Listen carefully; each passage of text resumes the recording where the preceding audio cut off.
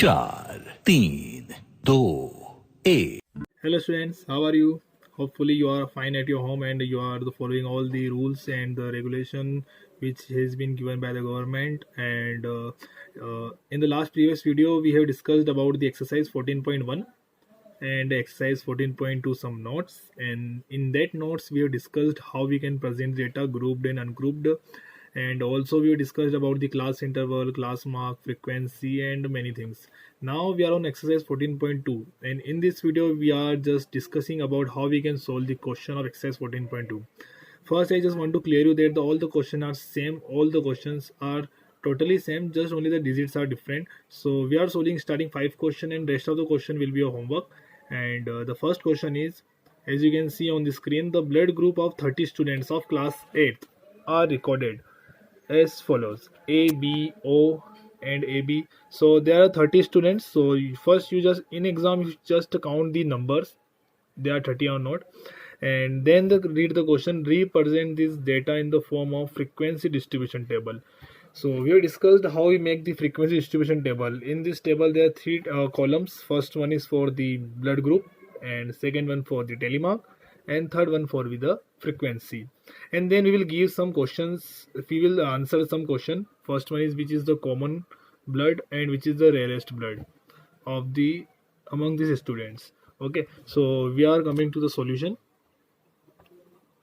So they have completed table. So here is A is 9 time. They didn't mention the telemark table, but you can mention, there is no issue. B is 6 time, O is 12 time, and AB is 3 time.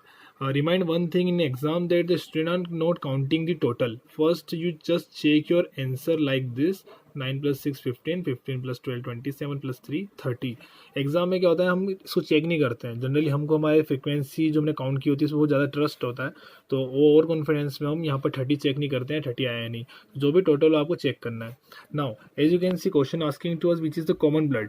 So 12 is the highest frequency, so common blood is O. Common मतलब होता है कितना blood, ऐसा कौन सा blood group है जो ज़्यादातर लोगों में है, तो ज़्यादातर लोगों में कौन सा ब्लड ग्रुप देखा गया 30 स्टूडेंट्स में, O. एंड द रेरेस्ट मतलब होता है जो बहुत मुश्किल से मिलता हो. So 3 students are here which is belongs to AB group. So rarest blood group is AB. Now the second question is the distance of the 40 engineers from their residence to their place of work where the found as follows. यहाँ पर 40 engineers हैं जिनका work place से उनके घर तक का distance दे रखा है किलोमीटर में. जैसे फर्स्ट इंजीनियर 5 किलोमीटर के डिस्टेंस पे है उसके वर्क प्लेस से, second engineer 3 kilometre. So they are 40 engineers and their distance are mention here. Construct a grouped frequency. Grouped means होता है क्लास इंटरवल बनाना, ये हम डिस्कस कर चुके हैं प्रीवियस वीडियो में. क्लास इंटरवल बनाना है आपको, एंड द क्लास साइज कितना लेना है 5 का, like 0 to 5, 5 to 10, 10 to 15, 15 to 20, and just check out that which is the highest number. So I think highest number is 32, so we will go at the end of 35, 30 to 35. Okay, now after completing this, what main feature do you observe from the tabular representation?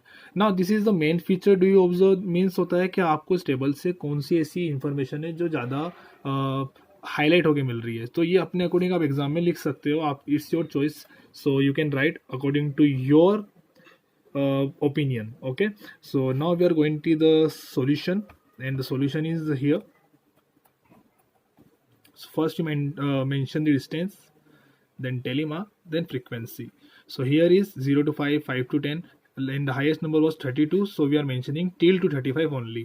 Okay, ना आपको ये याद रखना है कि 0 to 5 में हम कौन से नंबर को काउंट नहीं करते हैं. तो 0 to 5 में 5 काउंट नहीं होगा, 0 विल बी काउंट 1 2 3 एंड 4. ठीक है, 5 काउंट नहीं होगा, 5 will be counted in the next one. 5 to 10 में 5 to 9 काउंट करेंगे. एज इट इज 10 to 15 में 10 to 14 काउंट होगा. 15 will be counted in this class interval 15 to 19, not 20. then 20 to 25, and just follow this sequence. Okay, now we are counting the first 0 to 5. तो 0 to 5 में कौन count नहीं होने वाला है 4. तो आपको क्या करना है, इसकी मैं आपको सबसे अच्छा मेथड ये बता रहा हूँ कि एग्जाम में क्वेश्चन पेपर में भी आप यूज़ कर सकते हो पेंसिल, नो इशू. और कैसे यूज़ कर सकते हो, खाली ओनली कटिंग में. Like I am just counting 0 to 5, so 4 will not count in that. यहाँ पे लिखा है इन्होंने 0 to 5, 5 नॉट इंक्लूडेड. क्वेश्चन आपको मेंशन कर रहा है बट पेपर में नहीं होगा. सो I will cut 3, 1, then 2, 3, 4, 5. So 5 I have counted. So just check out 5 is here. Yes, 5 is here. So just make out the tally mark 1 2 3 4 5. So आपको इस sequence को फॉलो करना है. In the last you just count the all the numbers, they are 40 और not. और आप चाहो तो पीछे से आंसर चेक कर सकते हैं. तो क्लियर हो गया होगा आपको कि मैंने सेकंड क्वेश्चन में क्या करा है. अब देखो यहाँ पे इन्होंने कोई भी आंसर मेंशन नहीं करा है, बिकॉज ये हमारा ओपिनियन था. कौन सा ओपिनियन था? क्वेश्चन में वो आपसे पूछा था what is the main feature do you observe in the following table. So what I have observe here that maximum engineers are coming to 0 to 20 kilometre. देखो इतने सारे इंजीनियर एक साथ हैं जो 20 किलोमीटर के अंदर के एरिया में आते हैं. बाकी खाली रेयरेस्ट में 1 2 3 4 4 इंजीनियर ही ऐसे हैं जो 20 to 35 के बीच में, मतलब ज़्यादातर जो इंजीनियर है वो 20 किलोमीटर के एरिया के अंदर ही रहते हैं उनके वर्क प्लेस से. सब क्लियर होगा कि मेरा मेन फीचर है. आपको कुछ और लगता हो तो आप उसको ऐड कर सकते हो. जैसे आप कर सकते हो उसमें ऑब्जर्व के highest engineer number, maximum engineer was living between two 5 to 15, 11 + 11 22. तो ये आपकी ऑब्जर्वेशन है. Only 2 engineers are coming from 30 to 35. ये आपका एक ओपिनियन हो सकता है. तो इसमें कोई ऐसा कोई प्रॉब्लम नहीं है, बट आपको उस क्वेश्चन से रेलेवेंट आपका आंसर होना चाहिए. Okay, now the question number 3. So in the question number 3, the relative humidity in the percentage of certain city for a month of 30 days was as follows. आपको यहाँ दे रखा है कि एक पर्टिकुलर सिटी में एक मंथ यानी 30 डेज के अंदर वहाँ पर ह्यूमिडिटी जो होती है उसका क्या परसेंटेज था उस सिटी के अंदर. तो यहाँ पे ह्यूमिडिटी का परसेंटेज दे रखा है आउट ऑफ 100 और यहाँ पे सारे नंबर मेंशन आपको दिख रहे होंगे. सबसे पहले बोला construct a grouped frequency distribution table with the class intervals 84 to 86, 86 to 88 and so on. Second is which month और season do you think that this data is about. कौन सी सीजन का डेटा लग रहा है आपको ये. And the last one is what is the range of this data. Range आपको फाइंड आउट करना आता है. सो हम इन तीनों क्वेश्चन का आंसर फाइंड आउट करने की कोशिश करते हैं. सो इसका जो आंसर्स हैं question number 3 here we have. So first we write down the class intervals. Yeah, they also mentioned, didn't mention the telemark, but आपको यहाँ telemark को mention करना है. And then frequency. So 84 to 86 में कौन काउंट नहीं होगा? 86, but 85.9 काउंट होगा. क्लियर हो रहा है? 84, 84.1, 84.2 से आप कंटिन्यू जाओगे तो 85.9 तक इसी ब्लॉक के अंदर आएगा, यानी इसी क्लास इंटरवल में आएगा. 86 यहाँ काउंट नहीं होगा. 86 का काउंट होगा सेकंड क्लास इंटरवल में. फिर 87.9 तक आप यहाँ आ सकते हो, बट 87.9 का जो 88 आता है वो इसमें काउंट नहीं होगा, वो नेक्स्ट में होगा. तो आपको खाली टिक मार्क करना है उसमें जाके और फिर दिन चेक करना है कि फ्रीक्वेंसी 30 हो रहे हैं नहीं. और ये आपको बहुत अच्छे से आता हुआ. Reason is that you have done same thing in the grade 8th and grade 7th also. Okay, now there are 3 question was there. Second question was कि कौन सी सीजन का है. So the data appears to be taken rainy season as a relative humidity is high, because यहाँ पर जितने भी जो डेटा आपको मिल रहा है ह्यूमिडिटी का परसेंटेज वो 100 के आसपास जा रहा है अप्रॉक्स. और सबसे ज़्यादा ह्यूमिडिटी कहाँ होती है, कब होती है? तो रेनी सीजन में होती है. तो यहाँ पर सेकेंड का आंसर होगा rainy season. And the range is तो highest observation minus lowest observation. Answer is 14.3. Now we are coming to the question number 4. The height of 50 students measured to the nearest centimeters have been found to be as follows. तो आपको यहाँ बोल रखा है कि यहाँ पे 50 student हैं और उनकी हाइट्स दे रखी है in which centimetre. Now you can check they are 50 और not. So 1 2 3 4 5 and this is 10, I think 10 columns. So 5 10s are 50. 50 students are here. Then read the question. First one is represent data given above by the frequency distribution table taking the class interval 160 to 165, 165 to 170. Out आया होगा यहाँ पे कि sir why we are counting 50 here. They are already mentioned in 2018, I think. हाँ, 18 or 19 in board exam. The mention was something number else, like there is a mention 50 and the total observation was 40 या 45. तो वहाँ पे बच्चों ने क्या करा था फिर कि इसको इग्नोर करके क्वेश्चन को इसके बेसिस पे सोल्व किया था. जैसे उनका 40 सम आ रहा था तो 40 के बेसिस पे उन्होंने क्वेश्चन को सोल्व किया था 10th क्लास में. 10th क्लास में इस टाइप के क्वेश्चन आते हैं, उनका थोड़ा मेथड अलग होता है. मीन मीडियन मोड के क्वेश्चन है डिफरेंट टाइप के, बट उन्होंने फिर इसको इग्नोर किया था क्योंकि काउंटिंग करने पर उनका वो 40 या 45 आ रहा था. तो रिमाइंड वन थिंग कि हमको भी एग्जाम में इसको काउंट करना है. ओके, बिकॉज पेपर में करेक्शन या प्रॉब्लम आ सकती है, बोर्ड में आ सकती है, मतलब कहीं भी आ सकती है. First question is represent data above by grouped frequency distribution table. Class interval 160 to 165. तो 165 काउंट नहीं होगा. 165 to 170. And the last, what can you conclude about their heights from the table. हमको इस टेबल से क्या इन्फॉर्मेशन मिल रही है.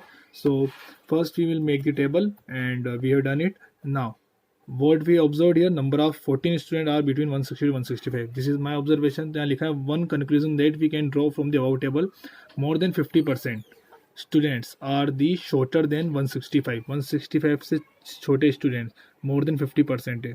ठीक है, जैसे 50 का 50% 25 होता है, तो 14 plus 12 26, 26 plus 9 35. So more than 50% students are the below 165 centimeter. Okay, now we are coming to the question number 5. Question number 5 is, a study was conducted to find the concentration of sulfur dioxide in the air. Air में sulphur dioxide का कितना concentration है, and the question is parts per million, because हम concentration ppm में measure करते हैं, of a certain city. Data obtain for 30 days. ये 30 दिन का एक उन्होंने ppm में सल्फर डाइऑक्साइड का एयर के अंदर कॉन्सेंट्रेशन चेक करके यहाँ प्रेजेंट कर रखा है, कितने परसेंट था या कितना ppm था. Now first make a group frequency distribution table for this data with the class interval as 0.00 to 0.04, 0.04 to 0.08 and so on. Last में देख लो हमें डिजिट कौन सा बड़ा है. I think is the greatest digit is 0.22, so last one will be 0.24. Okay, then same thing, frequency and telemark. So question is, for how many days was the concentration of sulfur dioxide more than 0.11. 0.11 से ज़्यादा कितने दिन में concentration था sulphur dioxide का air में. तो first we make the table and then we will check 0.11 से ज़्यादा. 0.11 से ज़्यादा मतलब 0.12 तो यहीं से काउंट होगा. So will count this number, 2 + 4 6, 6 + 2 8. तो 8 days was there when the concentration of sulfur dioxide more than 0.11 ppm. Okay, so fifth question is completed. Now the question number 6, 7, 8, 9, all the questions are same. Prepare frequency distribution table. Again, seventh question, make a frequency distribution table. Same question again, make frequency distribution table. And the last one is also make frequency distribution table. Just only one difference is here. Here they have mentioned the class interval. Okay, again they have mentioned the class interval, but question number 6 and 7 उन्होंने कोई mention नहीं करा है. तो यहाँ पर आपको यहाँ पे उन्होंने बेसिकली ग्रुप वर्ड यूज़ नहीं करा है. ग्रुप वर्ड यूज़ करा है नहीं, तो यहाँ क्लास इंटरवल नहीं बनाना है. यहाँ भी ग्रुप वर्ड नहीं है, तो यहाँ क्लास इंटरवल में नहीं बनाना है. आपको खाली नंबर्स को लिखना है. जैसे हमने ए बी और ए बी वाला क्वेश्चन किया था ना, सेम एज इट इज़ हमको कॉपी करना है. यहाँ पे नंबर मार्किंग करनी है 0 1 2 3, और फिर 0 काउंट करना है, 1 काउंट करना है, 2 काउंट करना है, 3 काउंट करना है. जो फर्स्ट क्वेश्चन हमने किया था starting, as it is in this question number 7 also. यहाँ पर भी आपको फ्रीक्वेंसी डिस्ट्रीब्यूशन टेबल बनानी है 0 to 9. तो आपको सबसे पहले मार्किंग करना है 0 1 2 3 4 5 6 7 8 9, और यहाँ पर चेक करना है कि 0 कितनी बार है, 1 कितने टाइम से, how many frequency of 2, frequency of 3, frequency of 4 5 6 7 8 9. Okay, so यहाँ पे आपको चेक करना है, और इसमें 3 को चेक नहीं करना है. रीज़न, क्वेश्चन ने बोला है कि आपको जो डिस्ट्रीब्यूशन टेबल बनानी है वो आफ्टर डेसिमल पॉइंट बनानी है, तो इसमें 3 काउंट इस जगह का नहीं होगा. 3 के बाद जो डेसिमल है उसके बाद वाले नंबर सारे काउंट होंगे. Okay, so hopefully I think you will complete your exercise 14.2 at your home, and the next time we will meet for the exercise 14.3 with some more notes, and have a wonderful day ahead. Thank you.